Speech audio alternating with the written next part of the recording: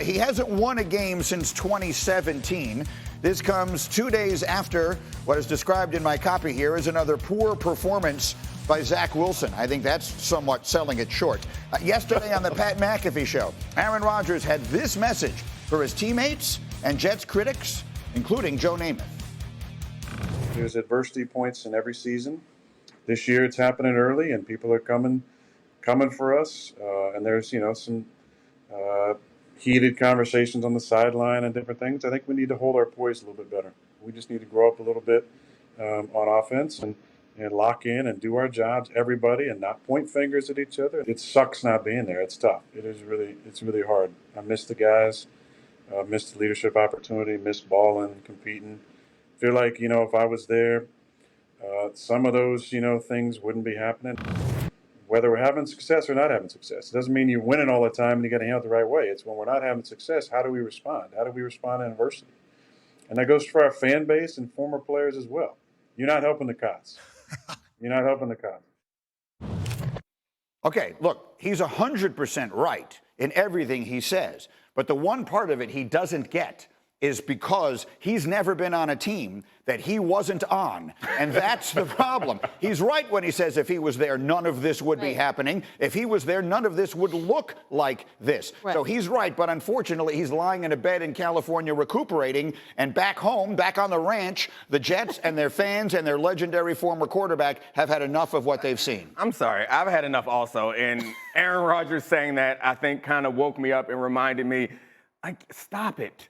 It's human nature to feel sorry for yourself. I get it. After 1 week. Right. Now, at this point, you got to find a way, and you got to do something exceptional. The fans can't do anything about it now. Joe Namath can't do anything about it now. But the players, the quarterback is the quarterback. Yeah. You have to be special. And if you have to hold a team to 10 points, you have to do that. Complaining about it, whining about it, griping about it, that ain't your job. Right. And, first of all, getting to the league itself is an impossibility. You believed that you could do it, and you did it. Now what's in front of you looks impossible also. You have to find a way to reframe this challenge as doing the impossible, going down in history as the team that drugged this guy to the playoffs. Right. That's fine. Whatever you got to tell yourself, whatever you got to do to get yourself right, to get focused, that's what you got to do. Because why the hell else are we here? You're going to come to work every day, every week, and just, woe is me, we can't do it, Zach can't throw. So, get 2 picks. Get a forced fumble. Do something, or go home. Quit. Otherwise, what are we doing here? But that's good on defense. But if you're Garrett Wilson, a guy that I spoke to last year in the locker room when they had the changeover from Zach to Mike White, he was frustrated then and saying, Mike is great. Mike is a guy, there are no shenanigans in the meeting rooms. You know that he knows his stuff. You know that he is focused. That is, if you're on offense, it's hard to say, well, just go home. It's like you're relying on the quarterback to get you the ball. And if you're Garrett Wilson, who we've talked about, is a guy who came in I was Offensive Rookie of the Year, and now I get to play with Aaron Rodgers, and now you're back to trying to catch passes from Zach Wilson. Then you know what you got to do. You know what you got to do. You got to tip the ball away from the defender and catch it in the end zone. Which Damn is it. what he's exactly. So keep doing that. Keep doing the insane. Listen, when no one, I'm just going to tell you, this is a classy way of saying it. No one cares. No other team cares, no other coach cares, nobody cares about your problems, right? And that's where the Jets got to get to. Nobody cares that you feel hopeless. Nobody cares you go home and your spouse and everybody's telling you, oh man, this is really tough. Nobody cares, man. The league is brutal when it comes to those things.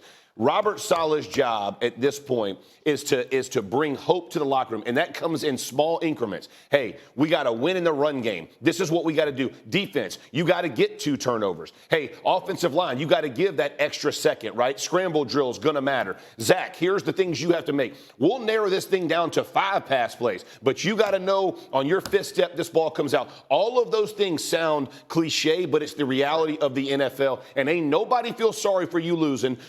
You were all fired up when you had, the savior coming in to come fix your football team. 4 plays in, catastrophe happens, and all of a sudden you got to live with it. But nobody feels sorry for you. And if you feel sorry for yourself, this is going to go from bad to worse in a second. Unfortunately, it's going to go to worse.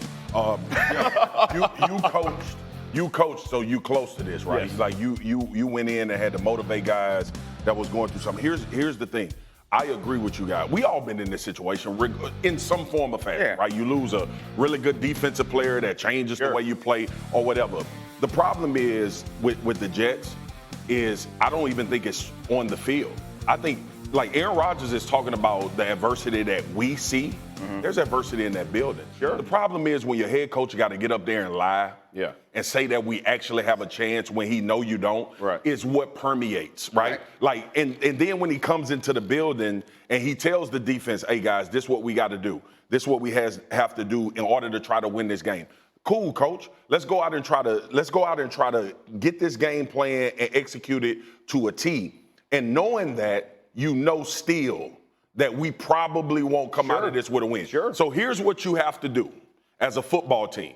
This is what Sauce Gardner got to do. This is what Quentin Williams got to do. This is what Garrett Wilson got to do. And whoever the leaders are on this football team, every time they get into a facility or every time they get into a team meeting, you got to build Zach Wilson up. The problem right now is that he's afraid to play football. His coaches are coaching around him. He knows that his head coach has to say these nice things, but not really believe. Y'all, we human. Like, we know what's really going on. Name it. So, the legend of this franchise. Yeah, but I don't care about nobody care what your name is talking about. I'm talking about Robert Saleh. No, stop. But things are so bad when Joe Namath, who believes, So that's where I get it. My point is that is a gift to the team. That gives them something to talk about. And Robert Saleh lied to the media. Fine. Then you get in that locker room and you be honest with your guys. Everybody talk about we need dogs. I'm a dog. Here's your chance, dog. But here's your chance. And that's my thing, Foxy. You and me and Jeff are talking from what needs to be the reality when all of the cameras are gone, no matter what the fans are saying. The problem that I have with the Jets right now, regardless of what they say, they listening to the outside. That's my thing, Jeff. But here's the deal. At the position Saleh's in, you have to answer that way. Like that's the point. Like you think and every then head coach. Go back to the team meeting and then you tell your guys the truth. But you got to lie out there. When you stand in front of that media and you stand in front of that podium and you got the Jets emblem sitting right there, you have to speak to your fans. You have to speak to. So Saleh is giving everything he can. I think from that. I want him to curse.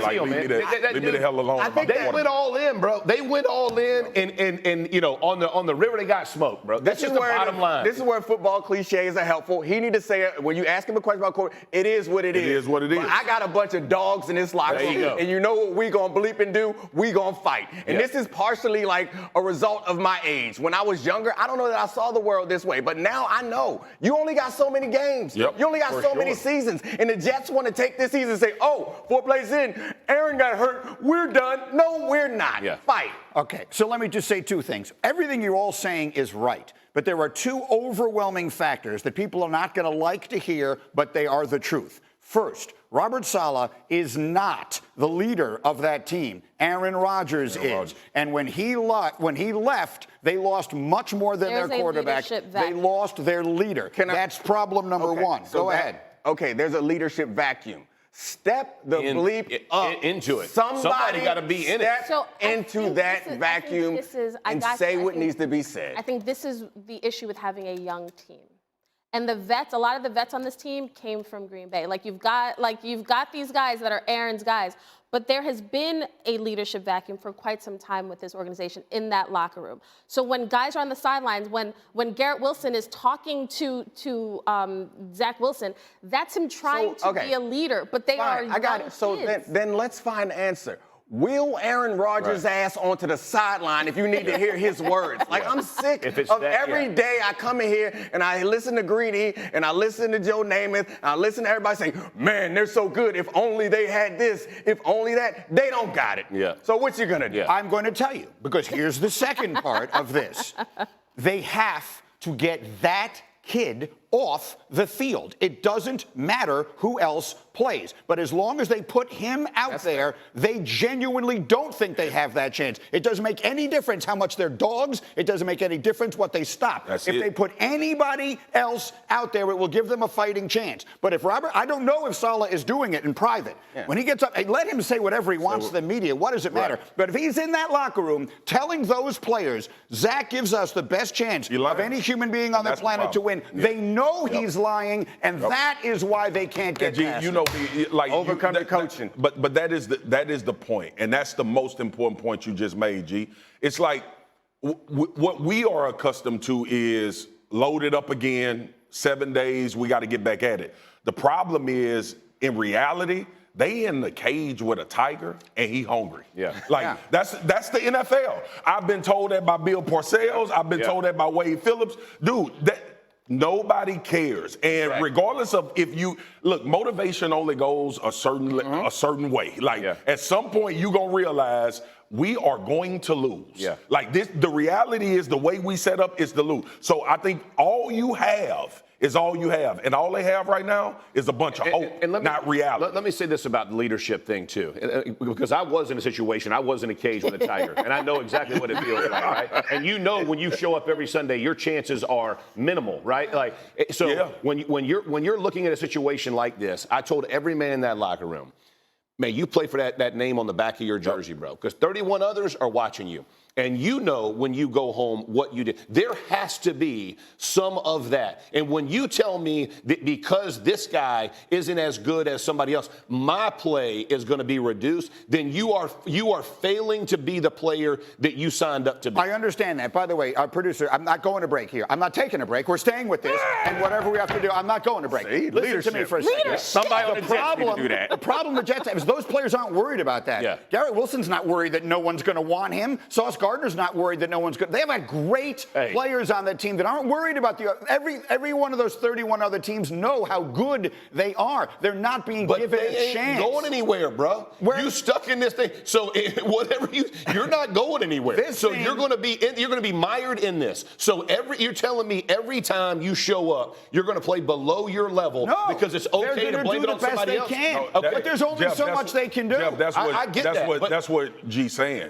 I'm playing at my highest level, and we still don't have a chance. But that's not the truth. But they're not playing at the highest level. You're telling me the defense has played at the highest. They had 4 turnovers in week 1. They had a punt return for a touchdown, and they haven't had a turnover in the last 2 weeks and 1 sack. Yeah, they dropped 2 interceptions. No, they dropped 2 interceptions. So we dropped it, right? So Zach Wilson threw a bad ball. So same thing, right? You drop an interception, he throws a freaking pick. It's all the same, bro. At some point, you got to drop them and say, this is my job. What has happened at this table? That player. What has happened at this table is exactly what's happening in that locker room. Good. It's exactly what happened in the locker room. Like it. And no, I'm telling you, the opposite is, well, they're going to blame us now.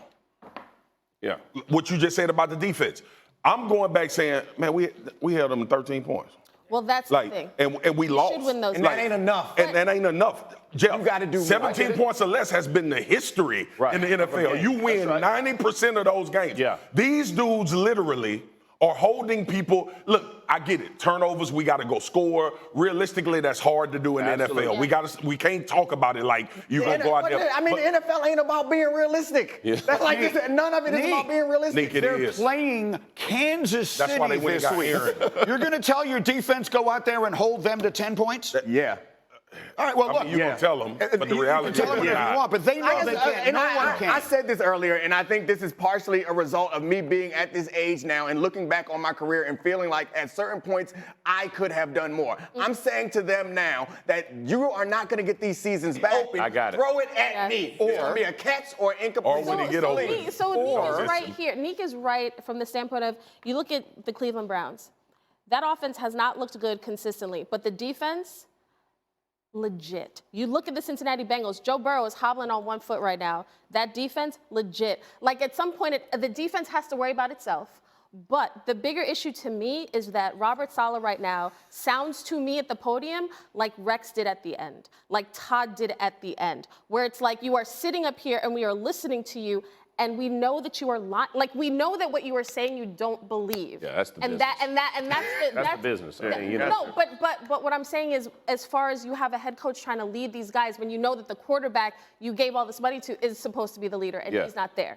And let me just say this: I don't know how many people have read the book Lord of the Flies, but we are rapidly approaching that sidelines. That is where they're at. You can't say middle school, bro. Because you know what's not that far away. What's not that far away? The next step after I don't care what we have to do is get me the hell out of here. then that's the next step. The next step, if you're Garrett Wilson, is to say, if that's the guy that you're telling me is my quarterback, then get me the hell out of here. And that's what I'm afraid of. I'm afraid all these guys want to bail. There's no way that's happening because Aaron Rodgers is still there. Like, no, he's not. He's in California, and he may never be able to play again. But what I'm telling you is the hope for them is Aaron's going to come back. He's going to get healthy. He's going to be here. Nobody wants to vacate the Jets because before Aaron did get hurt, everybody talked about this being a Super Bowl contender. Right. There ain't a whole lot of Super Bowl contenders, bro. I'm just letting you. Everybody thinks they are week one. They ain't. If you really believe they were, you don't want to go jump ship and go to grass ain't greener. You're going to go to some other team. You may get 10 catches again. You're going to go freaking, one and whatever. No, thank you. They ain't rolling. They ain't leaving. If you believe that any other quarterback is the solution, then we're talking about all the things that you can do on the field. We're talking about this leadership vacuum. Right. And one of these guys needs to say, look, Coach Saleh, we need to have a private conversation.